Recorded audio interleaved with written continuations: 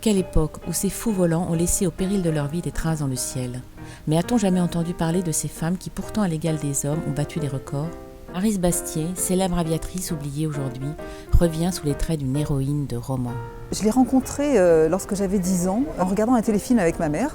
Nous regardions l'histoire de cette jeune femme qui était totalement libre. C'était une époque où les femmes étaient enfermées dans un lacis de contraintes, de limites, d'interdits de toutes sortes. Et elle n'en avait cure, elle faisait fi de tout cela avec une légèreté, avec un mépris des conséquences et puis une volonté indestructible. Comme ça a l'air facile parce qu'elle a battu énormément de records. Mais en réalité, pratiquement tous ont été obtenus après un très grand nombre d'échecs et parfois énormément de souffrances physiques. Enfin, le record de durée, c'est quelque chose de difficile à imaginer. Presque 38 heures seule à bord d'un avion.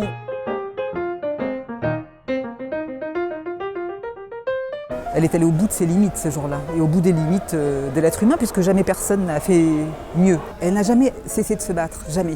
Dès 1940, elle est entrée dans la résistance.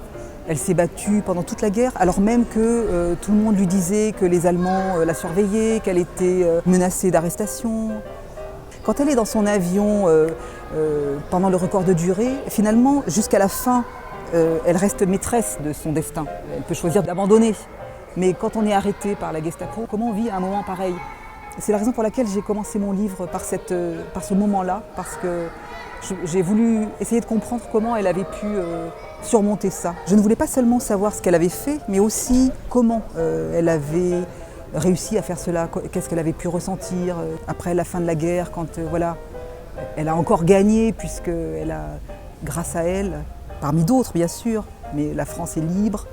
Et finalement, la vie ne lui propose plus grand-chose. Et il y avait ce moment-là aussi qui m'intéressait. Le roman est un écrin qui lui sied mieux.